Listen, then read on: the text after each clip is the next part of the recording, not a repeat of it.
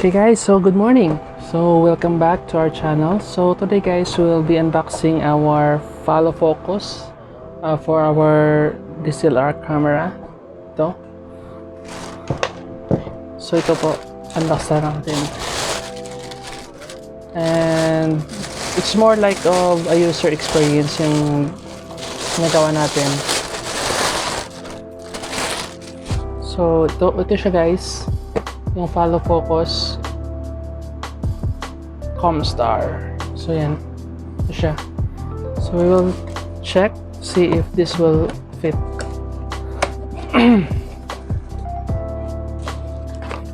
So meron siyang bubbles, foam. Yan, so kompleto sa foam. Yan.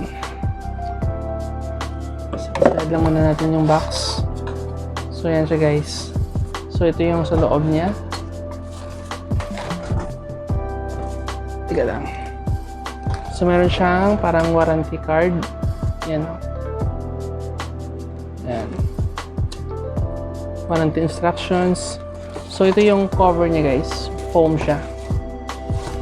Maganda. Then it has the focus ring. Itong ring na to. And then we have the holder para ma-hold dito yung focus ring. Yan, yung holder. Adjustable siya. And we have this one. Ito siya guys. So medyo malaki siya guys. Yan. So if you twist this one, it will follow this one. Gear, mayroon siyang gear. So try natin i-connect dito sa focus camera natin.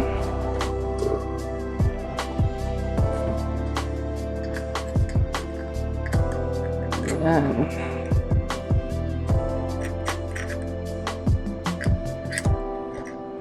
So ito magiging yan connection niya.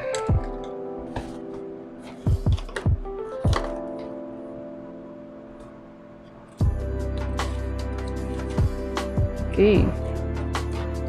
So iko-connect ko lang muna guys. So keep watching.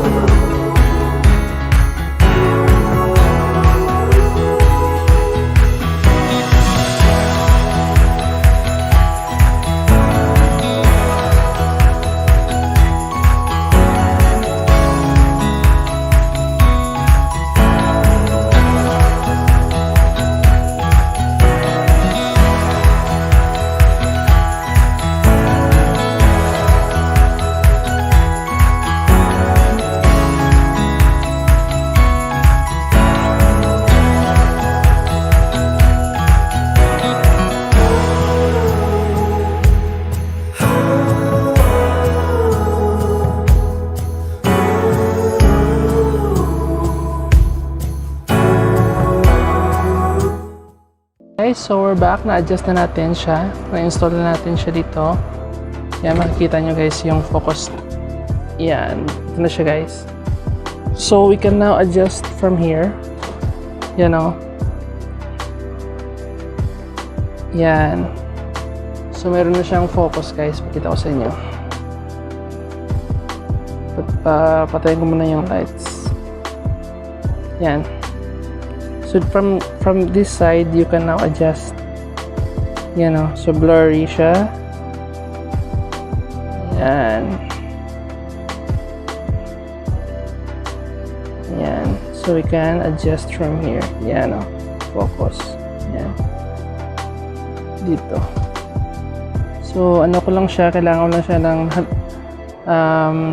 kailangan ko siya i-adjust lang dito. Medyo mahigpit siya eh. Ayan. Okay? So that's it guys. So that's our follow focus. So babalik ko na lang tong matte box. Yan. Diyan sa front. So yan so guys. Let me show you. Yan. So yan yung binili natin na separate na focus ring. So ito yung matte box. Yan. So babalik natin dyan. So nakita ko to guys sa ibang seller na sa 6,000, 8,000, even 10,000.